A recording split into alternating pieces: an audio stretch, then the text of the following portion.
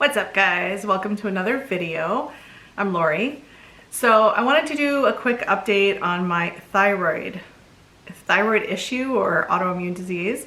So if you haven't watched, this is basically an update from a previous video, and if you wanted to watch that video, you can click on your top right hand corner of the screen. I can't remember.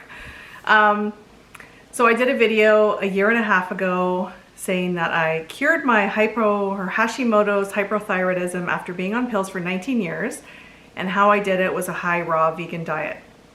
So I did that video December 2022, and since then I've had 2 blood tests because basically I guess I already had one scheduled for that year, the next year, 2023 and 2024. So I'll give you guys the update. So the first time I had the blood test right after I did the video, it's totally fine. It was like normal, whatever. And I'm like, okay, that's good. So of course I got a little too cocky, a little too confident. I started to well, first of all, it was winter time right after I did the video because it's December. So here in Canada. So wintertime, I find it harder to eat high raw vegan. I do try to have fruit for breakfast, like a smoothie or fruit. It doesn't always happen. So I kind of started getting into the cooked food. But the worst part, I'm still vegan by the way, it was still vegan. The worst part is the gluten.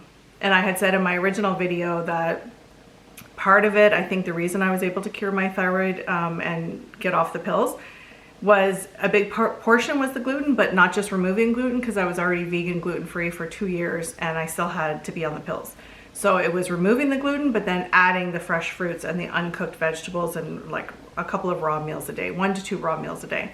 So that was kind of my success, and I had been such on the ball and I was doing well, and it was like, okay, so I had been off the pills since 2021. Actually, I've been off the pills. I'm still off the pills, so that's the update. But I will tell you, the last blood test I had, she said my levels are creeping up. So she knows I don't want to go on the pills. That's my doctor, I mean. But she did say, like, you know, whatever you were doing before was working, but whatever you're doing now is probably not working. And that's because I have been eating gluten. It is so hard because there's so many vegan goodies out now, and it's just, you know, I mean, obviously I have a sweet tooth. I still try to lose weight, so I'm not perfect. But it's the gluten. It's like the vegan croissants and the vegan cupcakes and the vegan goodies, and oh my God, it's so hard. So anyway, so that's where I'm at. So I'm not on pills yet, and honestly I refuse to go back on the pills unless I'm really struggling and obviously having an issue. Obviously I'm not going to be stupid and you know, I need to take care of my health.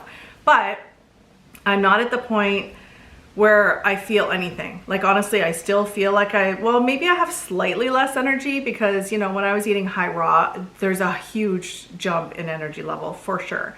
But when I already went vegan, like, so going back 5-6 years ago when I went vegan, that was already a huge jump. And then when I went high raw, it jumped the energy level more. So now I'm kind of back down to like the vegan level. So it's still like, I feel like I don't feel any different when I eat gluten. And that's the other issue, is most people who avoid gluten, they feel, oh, their stomach hurts or they feel whatever. And, you know, I don't really have any symptoms, except maybe I have one slight symptoms is when I do eat gluten often, and I'll say often, like 1 or 2 times a week. That's kind of what I was doing. I'm back off of it now, but and so when I do yoga at night, you know, I sit cross-legged, but my legs would fall, if this makes sense. So I sit cross-legged, my legs would fall easier. So I was more flexible without the gluten. When I have gluten, my legs are kind of tight. They're like up, they're like inflamed. Like that's the only word I can say. It's inflammation, right? That's what gluten does anyways.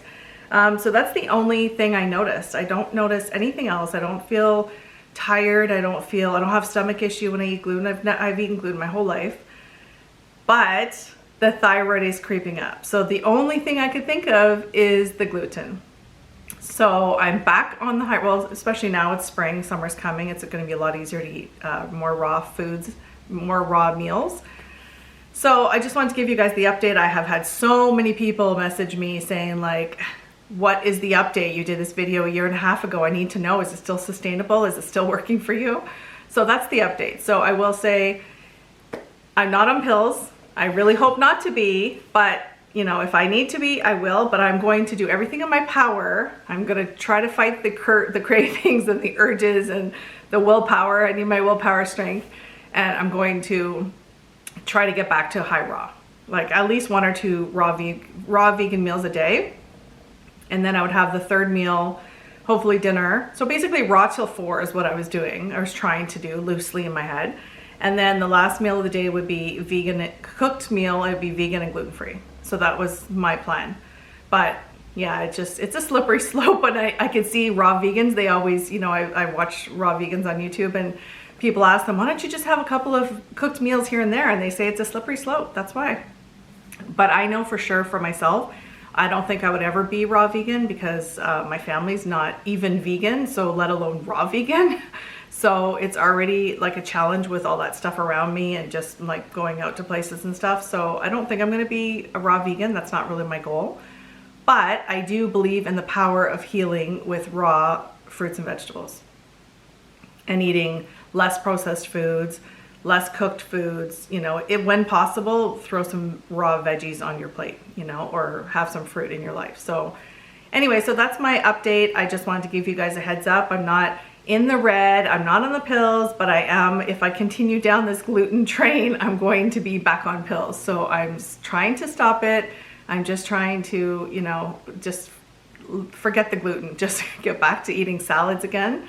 That was the thing. When I did cure my thyroid, I was eating fruits for breakfast, like a smoothie or a big bowl of fruit. And then I was having a salad for lunch. Like that was seriously the ritual, like all the time. And then dinner time, I would have quinoa or potatoes, sweet potatoes, pasta, rice, pastas and gluten-free pasta, or I'd have rice noodles, or like falafels, chickpeas, like basically anything that's vegan and gluten-free. There's so many things you can have once you get on to that mental thinking about it. But anyways, let me know in the comment below if you are struggling with the thyroid issue and you are going to try this thing. And like I said in my previous video, I'm not a doctor. I'm not telling you to go vegan. I'm not telling you anything. I'm just sharing my story because everyone has been asking for an update, and I'm just telling you as I'm going along with my life too, my journey, you know, letting you know what happened with me, and you could decide what you want to do with that information. So anyways, thanks so much for watching, and until next time, live your life with kindness for all living beings. Take care. Bye.